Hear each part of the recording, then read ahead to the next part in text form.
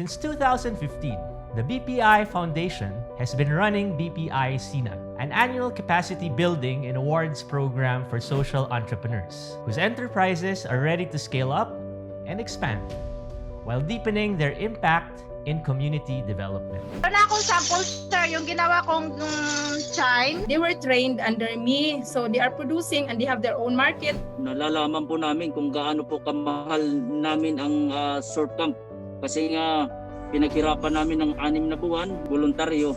Kaya sa ngayon, kahit nga magkano lang po ang napapaghati-hatian namin, nandito pa rin po kami. Dumadami na po yung guest namin mula nang nag-umpisa kami dito sa operation namin. For the 2021 SINAG Run, aside from the Social Enterprise Acceleration Bootcamps, mentoring, case studies development, and grants provision, the BPI Foundation also initiated the National Social Enterprise Development Roadmap, which seeks to create a roadmap for interveners to support the development of social entrepreneurship across the country. I am Carlos Agut, the Executive Director for Bayan Innovation Group, Bayan Academy's sister organization, tasked to lead its intellectual capital formation activities. I will be discussing how the National Social Enterprise Development Roadmap came about in a 3-part series detailing, first, the research objectives, approach, and methodologies. Second, the summary of relevant insights. And third, the National Social Enterprise Development Roadmap content. This first video shall focus on the research objectives, approach, and methodologies used. Bayan Academy, BPI Foundation's collaborator for the SINAG program delivery since 2017, was entrusted with the task of conducting the preliminary research for the roadmap. With the research team comprising of the Academy's sister organization, the Bayan Innovation Group, its senior fellows, and the Society for the Advancement of Professional Social Entrepreneurship, or SAPSE leaders, it was ensured that the inputs to the roadmap are sifted with a consistent professional standard of what social enterprise development ought to be. Relative to an envisioned national undertaking, the research team aimed to know the Philippine social enterprise sector's strengths and weaknesses, touching on its intervener categories, as well as the opportunities and threats from its external environment variables.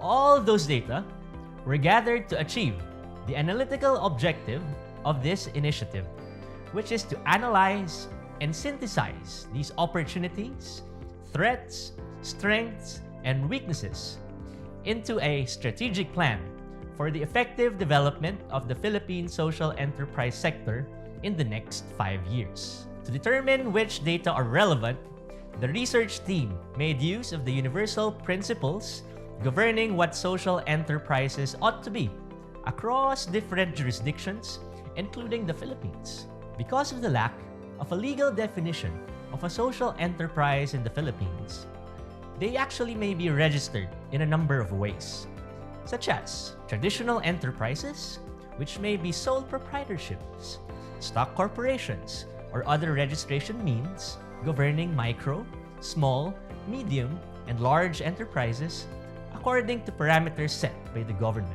Social enterprises may also be registered as non-stock corporations such as NGOs or foundations, cooperatives, and even as associations. In addition to the registration type of social enterprises, the team also considered their stages in the enterprise life cycle, from startups to those ready for acceleration, to those who have significantly found success in expanding both their business and social performance. The research team also studied the spectrum of social enterprise interveners across all registration types. Considered were public and private interveners involved in organizing and development, education, general advocacies, and finance. To deliver the analytical objective of this endeavor, the research team utilized Bayan Academy's strategic planning approach in conducting the 2 research components. For the external environment assessment, it covered the general local conditions relevant to the social enterprise sector. The external environment variables were subdivided into the macro environment factors, the social enterprise sector, and the market players. The focus areas considered in the analysis of the macro environment are the social, political, economic, environmental, and technological factors. The distinct needs of social enterprises compared to traditional businesses were also considered in conducting the sector analysis. Sector needs were assessed based on adequacy, availability, accessibility, affordability, and acceptability. As for the market variables, the external environment was looked at through the lens of supply and demand, considering the supply of interveners and the demand from interveners and actual social enterprises. On the other hand, the internal environment assessment covered the factors governing the sector's interveners and was categorized into 4 analytical areas: performance, people, management, and leadership.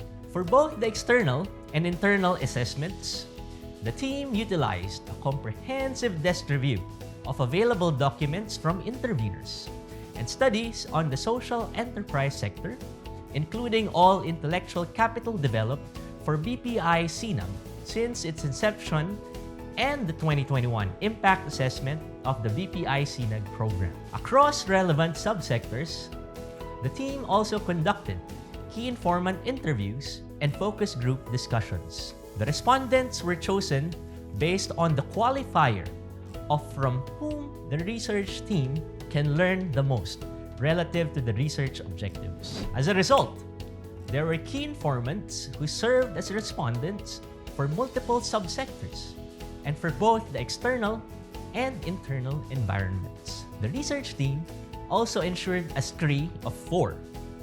The scree sufficient to exhaust insights relative to a certain research objective. This was achieved across different variables of the external and internal environments. Once the external and internal environment assessments were done, the team then conducted a strategic planning workshop. The preliminary strategic plan outputs were then vetted by subsector representatives at 2 levels. First is through discussions with critical subsector stakeholders that the research team deemed as critical co-implementers of the national plan. The second level was through plenaries with the general membership of the subsectors. Now that we have discussed the research objectives, approach, and methodologies used for the National Social Enterprise Development Roadmap, let us talk about the summary of relevant insights in the next video.